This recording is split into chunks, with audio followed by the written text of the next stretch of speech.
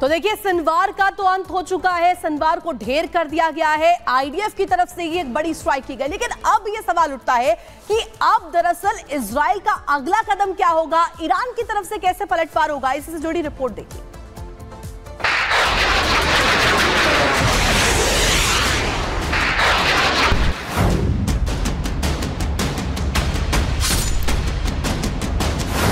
मोहम्मद ताइब, इस्माइल हानिया, हसन नसरल्ला और Yahya Sinwar, ये Hamas और हिज़्ब के वो टॉप लीडर हैं जिनको एक एक कर इजराइल ने जहन्नुम पहुंचा दिया, एक एक कर खात्मा कर दिया और ले लिया 7 अक्टूबर 2023 का बदला।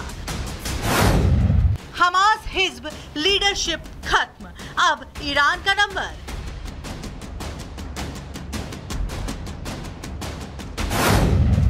नेतन्याहू के हौसले बुलंद, अब ईरान पर करेंगे आक्रमण।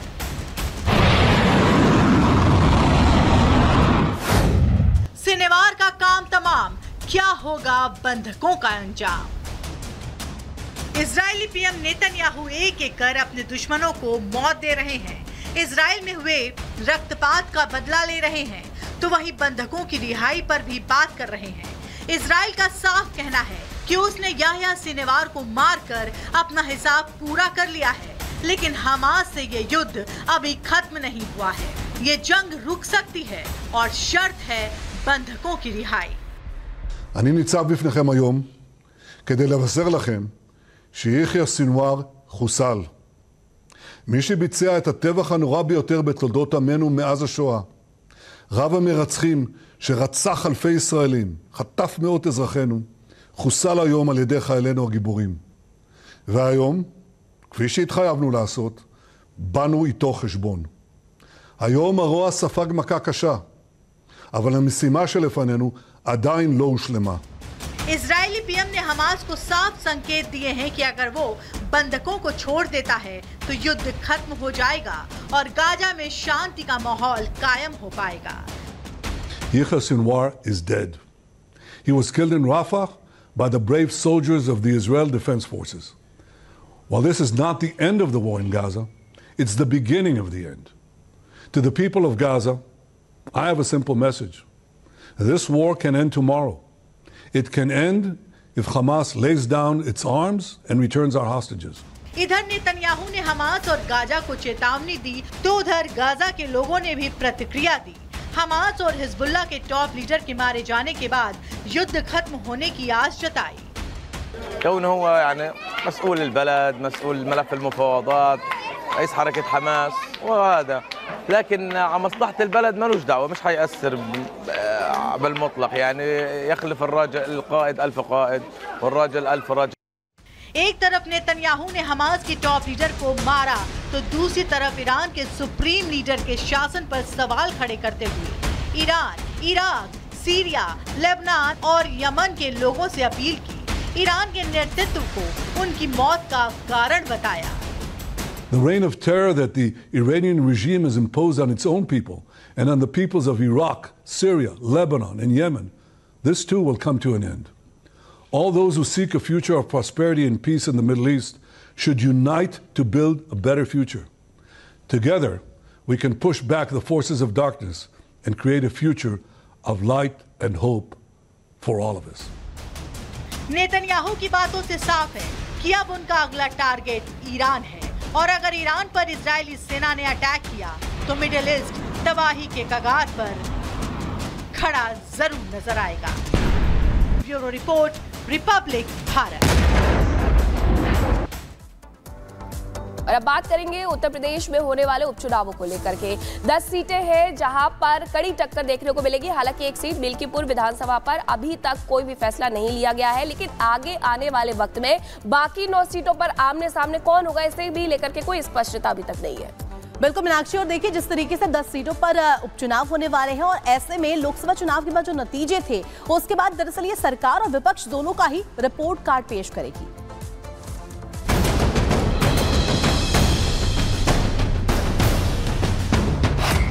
यूपी में 9 सीटों का उपचुनाव, छोटी लड़ाई लेकिन बड़ा दांव। कहीं तारीख को लेकर जिरा, कहीं साथियों में आपसी कलह। 13 नवंबर को यूपी में 9 सीटों पर उपचुनाव है। यूपी की 9 सीटों का ये उपचुनाव पार्टियों के बीच कोई आम मुकाबला नहीं है, बल्कि इन 9 सीटों का चुनाव देश की सबसे बड़ी विधानसभा का मूड भी तय करेगा। और यही वजह है कि इन 9 सीटों के उपचुनाव के लिए पार्टियां अपनी मेहनत में कोई कमी नहीं रखना चाहती। पार्टियों ने उम्मीदवारों के चयन से लेकर प्रचार प्रसार में पूरी ताकत झोंक दी है, लेकिन इस मेहनत के बीच पार्टियों में सीट बंटवारे को लेकर भी कहीं ना कहीं पेच फंस रहा है। जहां एक तरफ बीजेपी ने अपने सीट बंटवारे का फॉर्मूला तैयार कर लिया है, वहीं इंडी गठबंधन में सीटों का फॉर्मूला फाइनल नहीं हो पाया है। उपचुनाव में समाजवादी पार्टी ने 8 सीटों पर अपने उम्मीदवार उतारने का फैसला किया, जबकि कांग्रेस के खाते में 2 सीटें आई हैं। हालांकि कांग्रेस ने उपचुनाव के लिए 5 सीटों की मांग की थी।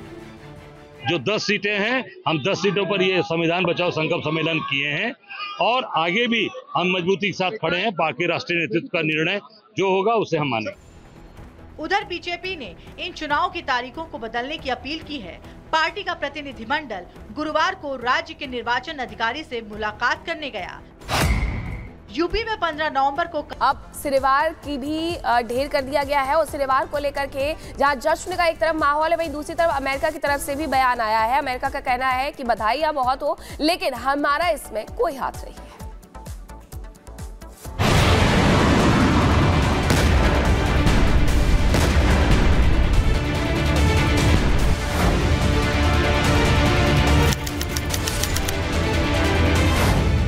सिनेवार का अंत, युद्ध विराम या रण प्रचंड। नेतन्याहू के हौसले बुलंद, हमास हो गया खत्म। 3 महीने 3 बड़े दुश्मनों का दी एंड। जिसने 7 अक्टूबर 2023 को इजराइल को दहलाया, नरसंहार कर रक्तपात मचाया, बेगुनाहों को बंधक बनाया, उस खान यूनिस के कसाई और 7 अक्टूबर के मास्टरमाइंड का खात्मा हो गया। गाजा में इजराइल ने हमास के चीफ याह्या सिनेवार की कब्र खोद डाली। सिनेवार की हत्या के साथ ही हमास के ताबूत में आखिरी कील भी ठोक दी। सिनेवार की मौत के घाट उतारने से पहले इजरायली सेना को नहीं पता था कि वो जिसे मार रहे हैं वो हमास का नया चीफ है। एक खंडहर मकान के अंदर ड्रोन कैमरा भेजा गया तो इमारत के अंदर मिलिट्री ड्रेस में सोफे पर याह्या सिनेवार बैठा दिखा। ड्रोन पास जाता उससे पहले ही उसने डंडे से उस पर वार कर दिया। इजराइल के सैनिकों ने फिर टारगेट सेट कर खान यूनिस के कसाई पर अटैक कर दिया। गाजा की जिस इमारत को ढाल बनाकर सिनेवार छिपा बैठा था, उस पर इजरायली डिफेंस फोर्स ने मिसाइल से अटैक किया, जिससे वो मलबे में दब गया। इजरायली सैनिक उसके पास गए, गोलियों से ताबड़तोड़ फायरिंग की, जिसने उसके सिर और पैर को छलनी कर दिया। मुंह पर से नकाब हटा तो सिनेवार का चेहरा सामने आया। आईडीएफ ने साल भर के अंदर हमास के सभी बड़े लीडर और कमांडर का सफाया कर दिया। इजराइल ने अपने डीएनए जांच में याह्या सिनेवार की मौत की पुष्टि की। खुद इजरायली पीएम ने सामने आकर इसकी जानकारी दी। לעמי האזור אני אומר, בעזה, בביירות, ברחבי האזור כולו, החושך נסוג והאור עולה. דף, הנייה, סינואר, נסראללה, מוחסן, עקיל ורבים משותפיהם אינם. אני קורא לכם, עמי האזור, יש בפנינו הזדמנות גדולה לבלום את ציר הרשע וליצור עתיד אחר. עתיד של שלום, עתיד של שגשוג באזור כולו. इजरायली मीडिया के मुताबिक सिनेवार को मारने में ना मोसाद, ना एयर स्ट्राइक और ना ही कमांडो का हाथ रहा। उसे मारने वाला सैनिक आईडीएफ के इन्फेंट्री कमांडर और कॉम्बैक्ट ट्रेनिंग स्कूल से है। रिपोर्ट के मुताबिक जिस सैनिक ने सिनेवार को मारा, उसने 9 महीने पहले ही सेना ज्वाइन की है।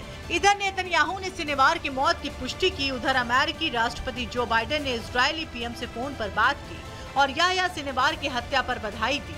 साथ ही आईडीएफ की हौसला अफजाई भी की और सिनेवार की मौत को बंधक समझौते की दिशा में आगे बढ़ता कदम बताया। The horrors of the past year cannot be the future, and they do not need to be the future. It is time to chart a different path. So over the days ahead, the United States will redouble our efforts to return the hostages home, to bring an end to this war, to alleviate the suffering of the Palestinian people, and to allow the people of Gaza to begin to rebuild their lives. America की पीठ थपथपाने के बाद Benjamin Netanyahu ने Gaza की जनता को भी संदेश दिया और बता दिया कि शनिवार की मौत हमास के खात्मे का अंत है। אני ניצב בפניכם היום כדי לבשר לכם שיחיא סנוואר חוסל. מי שביצע את הטבח הנורא ביותר בתולדות עמנו מאז השואה, רב המרצחים שרצח אלפי ישראלים, חטף מאות אזרחינו, חוסל היום על ידי חיילינו הגיבורים. והיום, כפי שהתחייבנו לעשות, באנו איתו חשבון. אנחנו נמשיך בכל הכוח עד להשבתם הביתה של כל יקיריכם שהם יקירנו. זו מחויבות עליונה שלנו, זו מחויבות עליונה שלי. शनिवार के अंत के साथ ही जहां नेतन्याहू हमास के खत्म होने का दावा कर रहे हैं, तो वहीं बंधकों की रिहाई के लिए लड़ाई जारी रखने की बात भी कह रहे हैं। Bureau report, Republic Bharat. तो देखिए, मिडिल ईस्ट में लगातार भीषण महायुद्ध जारी है और इस बीच देखिए आईडीएफ की स्ट्राइक के बाद सिनवार भी ढेर कर दिया गया। और अब आपको ग्राफिक्स के माध्यम से बता देते हैं कि सिनवार की मौत के बाद क्या क्या बरामद हुआ है। सबसे पहले राइफल बरामद किया गया है। इसके अलावा आपको यह भी बता दें कि मैगजीन भी यहां पर सिनवार की मौत के बाद बरामद की गई है। इसके साथ साथ पासपोर्ट्स भी बरामद किए गए हैं। तो ये ग्राफिक्स के माध्यम से आपको दिखा रहे हैं। नकदी कई यहाँ पर देखिए चीजें बरामद की गई है, जिसमें नकदी भी शामिल है, कैश भी है और माउथ फ्रेशनर तक बरामद किया गया है सिनवार की मौत के बाद। तो देखिए स्ट्राइक की गई और आईडी कार्ड भी यहाँ पर बरामद की गई है। अब ये आईडी कार्ड्स की भी पड़ताल हो रही है। सिगरेट्स, देखिए सिगरेट्स यानी कि यहाँ पर जो लोग थे वो सिगरेट्स भी पी रहे थे, वो सिगरेट्स का सेवन कर रहे थे। लाइटर भी बरामद किया गया है, यानी कि सिनवार की मौत के बाद, सिनवार को जब ढेर किया गया, ये तमाम चीज जो है वो यहाँ पर बरामद की गई है। घड़ी भी मिली है। इसके अलावा आपको बता दें कि सिनवार की मौत के बाद बरामदगी क्या कुछ हुआ है, ये भी हम आपको ग्राफिक्स के माध्यम से बता रहे हैं। घड़ी बरामद की गई है, सिगरेट बरामद की गई है, लाइटर बरामद की गई है। इसके साथ साथ आपको बता दें कि तमाम वो चीज कैश तक बरामद कर दी गई है। तो देखिए सिनवार ढेर हो चुका है, इसकी पुष्टि खुद नेतन्याहू ने की है। और लगातार जिस तरीके से ईरान को यह बताया जा रहा है कि एक और बड़ा ये घातक जो है घाव मिला है। इसके साथ साथ और आपको बता दें कि हमास का जो टॉप कमांडर था, टॉप लीडर था याह्या सिनवार, इसके ढेर होने के बाद यह बरामदगी हुई है। तो यहाँ सिनवार को ढेर कर दिया गया है और उसके बाद इजराइल की राजधानी तेल अवीव में किस तरीके से जश्न का माहौल है वो तस्वीरें आपको दिखा देते हैं। देखिए सड़कों पर लोग रात को निकल करके, गाड़ियों में निकल करके डांस करते हुए नजर आ रहे हैं और उनकी जो खुशी है वो जाहिर कर रहे हैं, क्योंकि इजराइल ने ये कसम खाई है कि हमास को वो मिटाकर ही दम लेगा। पहले हमास के चीफ को, इस्माइल हानिया को मार गिराया और अब एक बार फिर से यहाँ सिनवार को यहाँ पर स्ट्राइक की गई, उसे मार दिया गया है। इजरायली सैनिकों ने ये धमाकेदार जश्न मनाया। उसके बाद जैसे ही ये बड़ी जीत उनके हाथ में लगती है, यहाँ सिनवार की मौत को लेकर के किस तरीके से यहाँ पर फायर करके जो सैनिक आईडीएफ के वो यहाँ पर जश्न मनाते हुए नजर आते हैं, वो भी आप देख सकते हैं। ये तस्वीरें और देखिए, एक जश्न था जो कि 7 अक्टूबर 2023 को हो रहा था। उसी जश्न में हमास ने किस तरीके से सेंध लगा करके वहां कई लोगों को कत्लेआम किया था और आज ऐसा ही एक और जश्न। राजनीति, कला, संस्कृति का संगम, किसमें कितना है दम।